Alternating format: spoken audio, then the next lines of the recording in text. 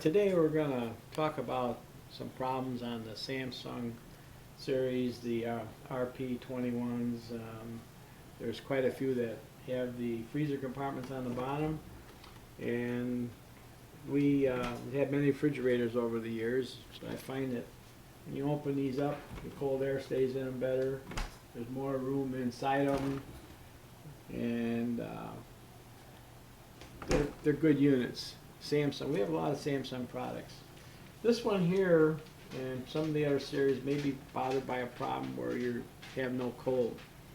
And just was told the other day here that this one stopped working. We've had it 6 years. First thing we want to do is take the back of the unit off. We're going to go around the back of the unit, and we're going to give you a quick education on how to service your own refrigerator for hardly anything when you have a problem. They have the wiring diagram on the back of the unit, and what you want to do is take a photograph of it and print it out so you can see what's going on. These are pretty simple units. Hermetically sealed, of course, the old type compressors. And let me get down here a little bit and try to. All these are operated today on a circuit board. Most all of the units, you may see a popsicle stick sticking down here. I'll explain that. This is how I'm keeping this unit running. These circuit boards control the entire operation of the refrigerators today. They operate the ice maker, the lights, the door switches, the heating. There's heaters in here that defrost the unit. Everything goes to the microprocessor on here. And there's a cover on it right here. And I've taken this off.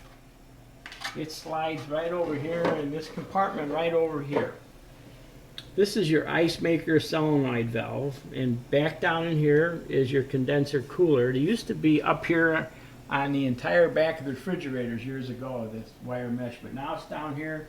There's a fan in here. I'm going to put my finger in it here. You see that running? That has to be running all the time the compressor is on. If that stops, it will overheat, and it'll probably trip a overheat device on the compressor.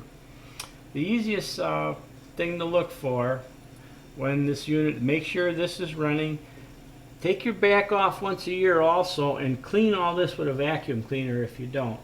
What happened on this unit here, there's a relay in there called K12. Now this circuit board is used on many of the Samsung refrigerators, and what happens, it carries all the amperage and the voltage to run this compressor.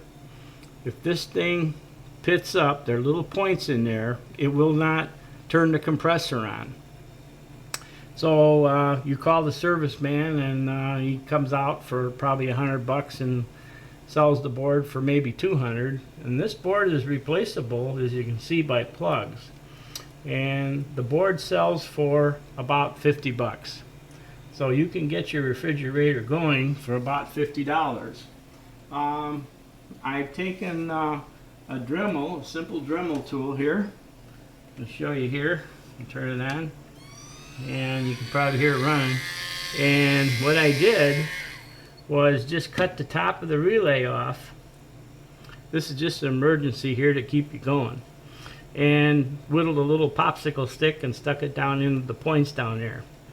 And that's about it. The capacitor, the run and start capacitors here, that they can go bad, but they're only about a $3 or $4 item, but I have not seen any on refrigerators. On air conditioners outside, they fail quite frequently. Now this fan is very important. I'm not going to turn it on because of the noise. While this is in your service mode, until you get a replacement board, you can still use refrigeration. If you use a fan, set it here, keep it plugged in all the time, because your microprocessor is still going to shut down this blower right here, and if it does, your compressor will overheat because it's not getting cooling. So you keep that on, you can keep your unit running, and until you order a board. There's really no internal fuses on here. There's one built into the little power supply here, but that's about it. You don't need a meter. I have a meter plugged in over here. Sense the temperatures right here, and this is sitting in the freezer compartment right now, and as you can tell, it's about 2 below zero, so that'll sense your temperatures. I'd also suggest having one of these here little mechanical units. You can buy these for, it's sitting here room temperature now. Keep that inside your refrigerator also. Now the other thing, as I said, this circuit board will control your ice makers and everything. Sometimes you will notice that the readouts on the front of the refrigerator here, this one here is still reading out the correct temperature because everything's working. It's fooling the microprocessor. So everything is running. You can also hit these, and what they will do was give you, it'll actually shut the heating elements off in the refrigerator for you, give you a little additional cooling.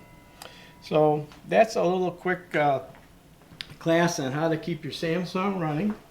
And I would say this is a very, very common problem. They use this board on many of their units, and I found that out. But if you take a little time, pull it out, your unit stops, you can save yourself about $300 or $400.